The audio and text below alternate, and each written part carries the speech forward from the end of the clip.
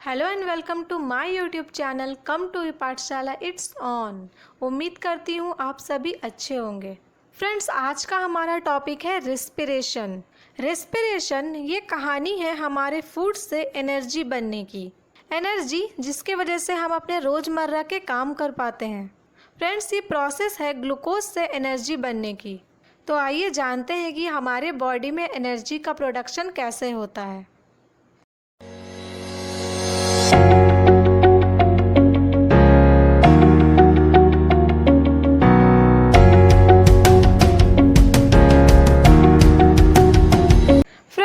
Respiration term Latin language के एक word रिस्पायरेर से आया है, जिसका मतलब होता है टू ब्रीथ, सांस लेना।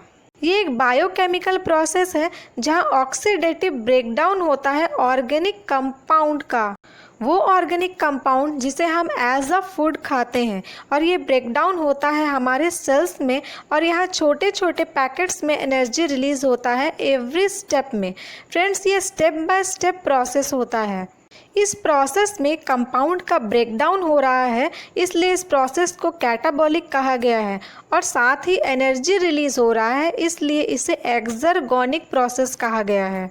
अब आता है एक टर्म रिस्पिरेटरी सबस्ट्रेट। इसे भी जान लेते हैं ये क्या होता है। जिस ऑर्गेनिक कंपाउंड का रिस्पिरेशन के प्रोसेस के द्वारा ऑक्सीडेटिव ब्रेकडाउन होता है, वही रिस्पिरेटरी सबस्ट्रेट्स कहलाता है। वैसे तो कॉमन रिस्पिरेटरी सबस्ट्रेट ग्लूकोज है, मगर इसके अलावा फ्रक्टोज भी एज अ रिस्पिरेटरी सबस्ट्रेट काम कर सकता है। आइए ग्लूकोज के बारे में कुछ बातें जानते हैं। ग्लूकोज एक तरह का कार्बोहाइड्रेट है जो हमारे बॉडी में स्टोर्ड रहता है। अगर हम प्लांट की बात कर रहे हैं तो प्लांट में ग्लूकोज स्टार्च के फॉर्म में जमा होता है। अगर एनिमल की बात कर रहे हैं तो वो ग्लाइकोजन के फॉर्म में जमा होता है। जब इन्हीं स्टार्च या फिर ग्लाइकोजन का हाइड्रोलिसिस होता है, जब ये टूटते हैं तब ग्लूकोज बनता है।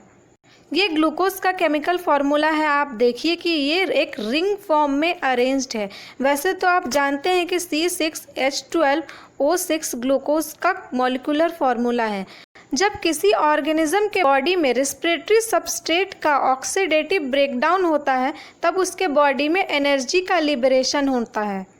कुछ एनर्जी तो एटीपी के फॉर्म में स्टोर कर लिए जाते हैं, और बाकी की एनर्जी जो होती है वो हीट के फॉर्म में डिसिपेट हो जाती है, मतलब कि वेस्ट हो जाती है।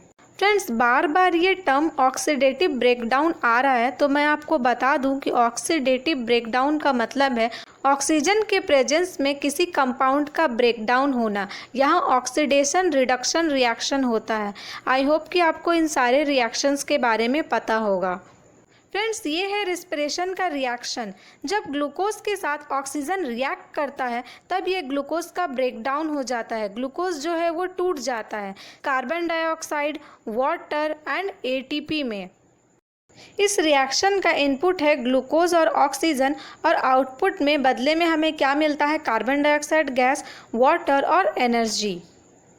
एनर्जी जो कि एटीपी के फॉर्म में स्टोर्ड है, ये किसी ऑर्गेनिज्म के डिफरेंट बायोलॉजिकल फंक्शन के लिए बहुत ही ज़रूरी है। ऑर्गेनिज्म के सर्वाइवल और उसके मेंटेनेंस के लिए तो मोस्ट इम्पॉर्टेंट है, जैसे कि मसल्स का कॉन्ट्रैक्शन, नर्व का कंडक्शन, प्रोटोप्लाज्मिक स्ट्रक्चर्स के मेंटेनेंस, साइक्लोसिस, मेम्ब्रेन की परमेबिलिटी, हमारे बॉडी में डिफरेंट टाइप के बायोसिंथेसिस के प्रोसेस, और एवरीथिंग जो हमारे बॉडी में होता है, उन सब के लिए जो एनर्जी का रिक्वायरमेंट है, उस एनर्जी का रिक्वायरमेंट एटीपी के ही द्वारा पूरा किया जाता है।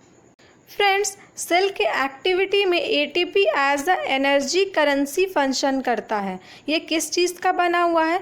ये एडीपी और इनऑर्गेनिक फॉस्फेट से मिलकर बना हुआ है। फ्रेंड्स, जब एटीपी का हाइड्रोलिसिस होता है तो इनऑर्गेनिक फॉस्फेट के साथ साथ एनर्जी का भी लिबरेशन होता है। आगे आने वाले स्लाइड्स में हम एटीपी का स्ट्रक्चर भी देखेंगे, एटीपी का हाइड्रोलिसिस कैसे होता है वो भी देखेंगे, और एनर्जी का रिलीज़ कैसे होता है उस फेनोमेनन को भी जानेंगे। फ्रेंड्स, ये है एटीपी का स्ट्रक्चर। एटीपी जिसका फुल फॉर्म है एडिनोसाइन ट्राइफॉस्फेट। नहीं, आप इसका स्ट्रक्चर देखकर इतना घबराइए मत। मैं आपको एक सिंपल वाला स्ट्रक्चर दिखाती हूँ एटीपी का। ये है एटीपी का एक सिंपल सा स्ट्रक्चर, जो देखने में भी प्यारा लग रहा है और आपको बहुत आसानी से समझ भी आ जाएगा। यहाँ आपको 3 चीज़ दिखाई दे रहा है, ribose, adenine and phosphate groups. तो एटीपी इन 3 चीज़ों से ही मिलकर बना है। राइबोज एक तरह का शुगर मॉलिक्यूल है, एडेनिन एक तरह का नाइट्रोजनस कंपाउंड है और फॉस्फेट तो आप जानते हैं कि फॉस्फोरस के ग्रुप को फॉस्फेट बोलते हैं। अब दोबारा से इस इमेज को देखिए, ये है राइबोज शुगर, ये है एडेनिन जो नाइट्रोजनस कंपाउंड है and this 3 are phosphate groups. अब हो गया ना ये डायग्राम बहुत ही इजी और सिंपल। नेक्स्ट आ जाते हैं हम एटीपी के एनर्जी के रिलीज वाली बात पर। अब आप यहाँ देखते हैं कि एटीपी का जो फॉस्फेट है, ये तीनों फॉस्फेट राइबोज से जुड़ा हुआ है। ये फॉस्फेट नंबर 1, ये 2 एंड ये फॉस्फेट नंबर 3। वैसे तो इसे 1, 2, 3 नहीं, इसे हम अल्फ़ा, बीटा एंड गामा कहते हैं, मगर यहाँ आप अपने समझने के लिए 1, 2, 3 समझिए। जो राइबोज से पहला फॉस्फेट जुड़ा हुआ है, इस बॉन्ड का बहुत ही कम एनर्जी है, लिटिल बिट एनर्जी। ये जो number 1 phosphate and number 2 phosphate जुड़ा हुआ है, उस बॉन्ड का कुछ एनर्जी है, मीन्स पहले वाले से थोड़ा ज़्यादा। एंड जो लास्ट है, जो phosphate number 2 and phosphate number 3 का बॉन्ड है, उस बॉन्ड के ब्रेकडाउन से बहुत ज़्यादा एनर्जी मिलने वाला है, अ लॉट ऑफ एनर्जी। इसीलिए जब एटीपी का ब्रेकडाउन होगा तो यहाँ से ब्रेकडाउन होगा, ये लास्ट वाला फॉस्फोरस जो है वो रिलीज़ हो जाएगा और उसके साथ साथ बहुत सारा एनर्जी भी रिलीज़ हो जाएगा। तो ये था एटीपी का एनर्जी रिलीज़ का मैकेनिज़्म। आई होप कि आपको अब ये समझ आ गया होगा। जो बातें मैंने पीछे बताई, सेम वही बात यहाँ इस डायग्राम में कहा गया है। एक तरफ है एटीपी का मॉलिक्यूल, जब उसका हाइड्रोलिसिस होता है तब ये लास्ट वाला फॉस्फेट ग्रुप उससे अलग हो जाता है और फिर वो एटीपी अब एडीपी कहलाता है। एडीपी का फुल फॉर्म है एडिनोसाइन डाइफॉस्फेट। आप देख सकते हैं कि इसके पास अब सिर्फ 2 ही फॉस्फेट बचा है, फॉस्फेट नंबर 1 एंड 2 एंड 3 तो रिलीज हो गया, इसलिए अब ये डाइफॉस्फेट हो गया, 2 फॉस्फेट वाला हो गया। अब इसका नाम हो गया एटीपी से बदलकर एडीपी। यहाँ मैंने एडीपी के स्ट्रक्चर को एक इनलार्ज्ड फॉर्म दिया है ताकि आप एडीपी का स्ट्रक्चर को भी एक बार देख लें। ये है राइबोज शुगर, ये है एडेनिन और ये है 2 फॉस्फेट, एडेनोसिन डाइफॉस्फेट। बस इतना ही था। एटीपी जो है हाइड्रोलिसिस के बाद एडीपी और एक फॉस्फेट रिलीज करता है। अब आप एटीपी के स्ट्रक्चर को भी जान गए हैं, एडीपी के स्ट्रक्चर को भी जान गए हैं और एटीपी से एडीपी बनने का मैकेनिज़्म को भी समझ चुके हैं। ये वो रिएक्शन है जो मैंने डायग्राम में बताया था कि एडीपी के साथ एक इनऑर्गेनिक फॉस्फेट जुड़ता है तो एटीपी बनता है और बाद में इसी एटीपी का जब हाइड्रोलिसिस होता है तो वो एडीपी और इनऑर्गेनिक फॉस्फेट में टूट जाता है। फ्रेंड्स, हमारे बॉडी को रेस्पिरेटरी सबस्ट्रेट की ज़रूरत है और वो रेस्पिरेटरी सबस्ट्रेट जो है बहुत ही इजी फॉर्म में हमारे बॉडी को मिलना चाहिए ताकि हमारा बॉडी सफिशिएंट अमाउंट में एनर्जी लिबरेट कर सके, ताकि हमारे बॉडी का different activities and different function जो होना है वो प्रॉपर वे में हो सके।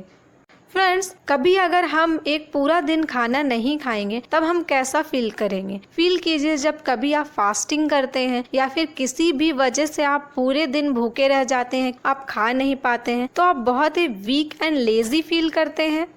ये लेजीनेस हम क्यों फील करते हैं? क्योंकि हमारे बॉडी में रेस्पिरेटरी सबस्ट्रेट की कमी आ जाती है और रेस्पिरेटरी सबस्ट्रेट की कमी के वजह से हमारे बॉडी में इनसफिशिएंट अमाउंट ऑफ एनर्जी रह जाता है, बहुत ही कम मात्रा में एनर्जी रहता है। इसकी वजह से ही हम वीक और टायर्ड फील करते हैं और उसके बाद जब हम कुछ खाते हैं तब फिर हम बेटर फील करते हैं क्योंकि हमारे बॉडी में फिर से रेस्पिरेटरी सबस्ट्रेट आ जाता है जिसका ब्रेकडाउन कर हमारे बॉडी में एनर्जी दोबारा बन जाता है। आइए जानते हैं रेस्पिरेशन के स्टेप्स क्या क्या है। फ्रेंड्स, हायर एनिमल्स में रेस्पिरेशन में 4 स्टेप्स होते हैं। Number 1 breathing, next is external respiration, उसके बाद इंटरनल रेस्पिरेशन एंड लास्ट होता है हमारा cellular respiration. Rate of breathing indicate amount of energy being liberated. इसका मतलब है कि जो हमारा ब्रीदिंग का रेट है, जो सांस लेने का हमारा रेट है, वो एक इंडिकेशन है, वो बताता है कि हमारे बॉडी में कितना अमाउंट में एनर्जी लिबरेट किया गया है। अगर हम रेस्ट पोजीशन में रहें तो हमारा रेट ऑफ ब्रीदिंग क्या होगा? अगर एक बच्चा है, एक चाइल्ड है, तो उसका रेट ऑफ ब्रीदिंग 18 to 22 पर मिनट होगा। अगर एक एल्डोसेंस है, मतलब कि वो 12 to 16 एज का है, तो उसका रेट ऑफ ब्रीदिंग होगा 14 to 18 पर मिनट, मतलब 1 मिनट में 14 to 18 बार वो ब्रीथ करेगा। अगर कोई एडल्ट है तो वो 1 मिनट में 12 to 14 टाइम्स ब्रीथ करेगा रेस्ट के पोजीशन में। और जब हम लोग वर्कआउट करते हैं, जब हम लोग काम करते हैं, एक्टिविटीज़ करते हैं, तब ये रेट जो होता है वो बढ़ जाता है। सो फ्रेंड्स, आज के वीडियो में तो हम रेस्पिरेशन के बारे में इतनी ही बातें जान पाए और आने वाले वीडियोस में मैं आपको रेस्पिरेशन के बारे में और भी बातें बताऊंगी। थैंक यू मेरे वीडियो को देखने के लिए। अगर आपने चैनल को सब्सक्राइब नहीं किया है तो सब्सक्राइब कर लीजिए, बेल आइकन को प्रेस कर लीजिए। वीडियो अच्छा लगता है तो लाइक कीजिए, अपने दोस्तों के साथ शेयर कीजिए और मेरे चैनल को सपोर्ट कीजिए। फिर मिलते हैं फ्रेंड्स अगले वीडियो में। Till then bye bye and stay home and stay safe.